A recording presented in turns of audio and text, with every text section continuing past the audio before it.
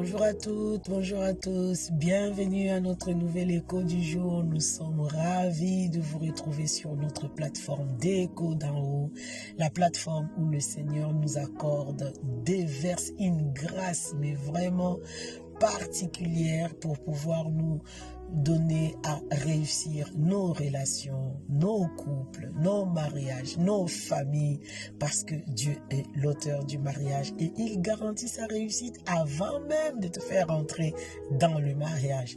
Nous croyons que vous vous portez très bien et que la grâce de Dieu vraiment vous accompagne. Nous venons aujourd'hui avec un nouvel écho. La question qui nous a été posée est de savoir, est-ce que demander pardon suffit pour que l'autre te pardonne? Est-ce que demander pardon, enfin non, c'est même pas ça. Est-ce que dire pardon prouve que l'autre doit automatiquement accorder le pardon? Bon, c'est vrai que on retrouve deux types de personnes. Il y a des personnes, j'ai envie de dire, ils ont le pardon facile. Je ne sais pas si ça peut se dire, hein, mais je pense qu'on peut le dire quand même. C'est des gens qui ont le pardon facile. C'est-à-dire, au moindre truc, pardon, pardonne-moi, oh pardonne-moi, oh pardonne-moi. Et il y a une autre catégorie de personnes où demander pardon, c'est compliqué. Bon, les deux camps, c'est à évaluer. Dans un camp, les gens qui ont tendance à demander pardon, mais vraiment très facile. Je ne sais pas si vous en avez autour de vous. Vous remarquerez une chose. Premièrement, c'est des genres de personnes qui n'aiment pas trop les conflits, qui fuient les conflits. Donc, pour eux, demander pardon, ça arrête le conflit tout de suite comme un bouton. Vous voyez un peu comme si on éteignait la lumière, on allumait la lumière, quoi. Si je dis pardon, c'est fini. Le conflit est fini. Donc, c'est bon. Allez, peace and love. Allez, la vie continue, quoi. Et vous avez une autre catégorie. Eux, là, c'est les gens qui ont... qui sont très sérieux, très carrés, mais il faut vraiment peser le pour et le contre. Est-ce que j'ai vraiment tort? Est-ce que j'ai vraiment raison? Ou c'est quoi? Est-ce que je dois vraiment demander? Ils analysent beaucoup.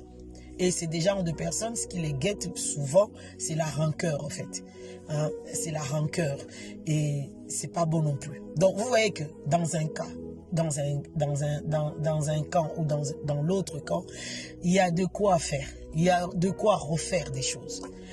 Dans le cas où les gens ont la gadget de pardon facile, souvent, ils ont peut-être la gadget facile de demander pardon, mais souvent, leur pardon n'est pas profond en fait. C'est juste un pardon pour arrêter le cri ou l'excitation de l'autre. Mais si je te demande pardon, je te demande pardon. Et puis voilà, l'autre, ah ouais, il a demandé pardon. C'est comme si on te mettait le pistolet sur la tempe. Je demande pardon. Allez, il faut que ça s'arrête là.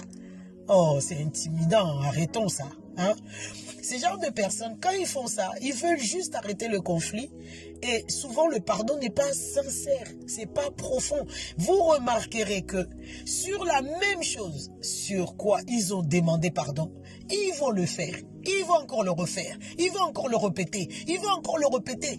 Il faut que la personne qui est en face soit vraiment patient ou patiente pour attendre qu'il y ait le déclic enfin de la profondeur où la personne comprend que mais tu me fais vraiment du mal quoi. Arrête de demander pardon sur le bout des lèvres et sois un peu sérieux ou sérieuse. Amen. Donc, d'entrée de jeu, c'est vrai, demander pardon comme ça, non, ça ne suffit pas. Le mot repentance, c'est là qu'est tiré aussi, on prend le mot pardon.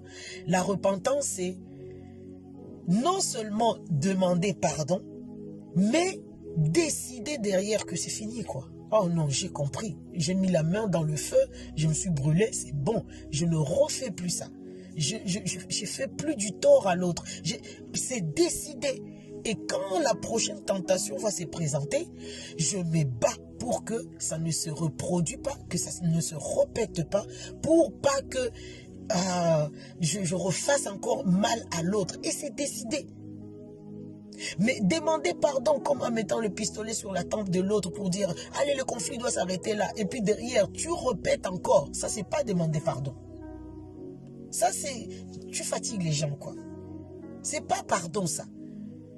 Le véritable pardon, c'est vraiment la vraie repentance. C'est-à-dire, on s'est excusé, on a demandé pardon, on s'est repenti. C'est ça, c'est repentir. C'est-à-dire, on a décidé de changer de mentalité, de changer les systèmes de pensée, de changer la manière de faire. Et là et seulement là, qu'on peut parler du pardon.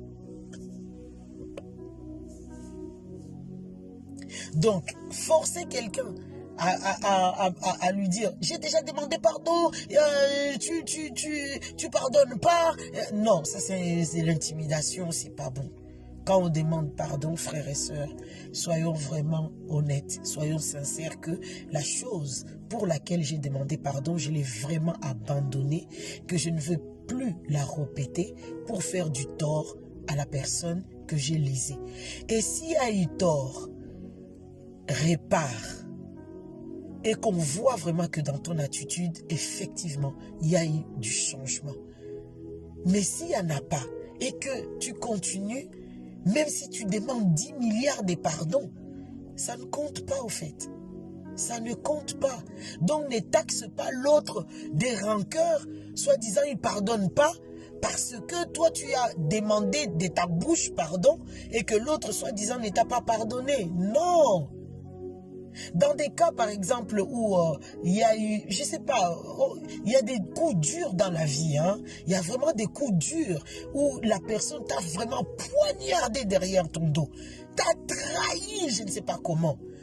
Mais l'acte de pardon de la part de la personne, c'est pas seulement un pardon du bout des lèvres, en fait. C'est un pardon qui est profond et qui est manifesté par un changement radical d'attitude. Tu n'imposes pas à l'autre. J'ai déjà demandé pardon, alors allez, on balaye et puis on avance. C'est quoi cette dictature? C'est pas le pardon, ça. Donc veillons à être humbles, à considérer l'autre. J'étais lésé, j'ai mal fait, je regrette vraiment. Et si vraiment tu regrettes, laisse à l'autre le temps. La deuxième phase, quand tu as demandé pardon, il ne faut pas bousculer la personne à qui tu as demandé pardon, de te manifester le retour à la relation normale, ici et maintenant, tout de suite. Là, c'est vraiment la dictature. Il faut veiller, s'il nous plaît, lorsque tu as lésé quelqu'un et que tu demandes pardon, tu te répands, prouve à la personne maintenant que tu as vraiment demandé pardon et que tu t'es vraiment repenti par la nouvelle attitude, le nouveau comportement. Et c'est à la personne qui est en face de toi qui va à nouveau t'ouvrir son cœur pour t'accueillir comme au commencement. Ou sinon, la personne peut être libre aussi pour dire non, je vais limiter. Et là, tu ne peux pas forcer. Tu ne peux pas forcer à la personne. Oui, j'ai déjà demandé pardon. Et, il faut que la relation revienne comme elle était. Mais ça, c'est de la dictature, ça. C'est un manque de respect. C'est un manque de considération.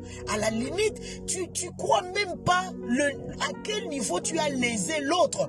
Pour dire, mais vraiment, c'est waouh, j'étais tellement lésé que c'est normal. Vous voyez l'attitude du fils prodigue, par exemple. Lorsqu'il revient voir son père, qu'est-ce qu'il lui dit?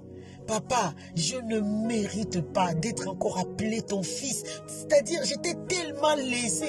Enlève-moi du rang d'être appelé fils. Considère-moi comme un simple serviteur. Ça, c'est l'attitude de la personne qui a lésé l'autre qui doit avoir. C'est-à-dire que je ne veux plus me faire valoir des privilèges que j'avais auprès de toi au départ parce que j'ai tout perdu, j'ai tout gaffé, j'ai tout fauté, quoi. Ça, c'est la bonne attitude de la personne qui demande pardon. Mais là, ceux qui demandent pardon en imposant que la relation redevienne comme elle était auparavant, au beau fixe, si ce n'est pas plus loin, mais c'est de l'orgueil, c'est du manque de respect, c'est du manque de la considération vis-à-vis de l'autre. Lorsque tu es conscient que tu as vraiment lésé et que tu veux vraiment réparer, l'attitude d'humilité va te pousser à dire comme le fils prodigue, je ne mérite plus la place que tu m'avais donnée dans ton cœur. Je comprendrai si tu me mets au rang des serviteurs. Si tu me mets... Et d'ailleurs pour moi, franchement, parce que je veux préserver notre relation, je préfère que tu me donnes cette place des serviteurs-là. Au moins, je resterai auprès de toi. Je continuerai à bénéficier de toi au lieu d'être loin de toi. Et c'est à la personne elle-même que tu as lésé de te tendre la main, de te relever pour dire non. Je te remets à la place que je t'avais toujours mis, ou si pas plus. C'est son propre choix. C'est son cœur qui doit décider ça. Mais ce n'est pas à toi qui a lésé l'autre de lui imposer cette attitude-là. Sinon, c'est une preuve de manque de respect et de manque de considération. Et surtout d'orgueil. Que la grâce de Dieu, la sagesse de Dieu nous soit donnée, communiquée, alors que le Seigneur nous aide à bâtir de relations solides qui tiennent. De relations solides, mais vraiment à l'image de Dieu. Que le Seigneur vous bénisse abondamment, qu'il nous bénisse aussi de la part de toute l'équipe de Kodao. Nous vous disons à très très bientôt pour notre prochain écho. Que le Seigneur vous bénisse tous au nom de Jésus. Amen.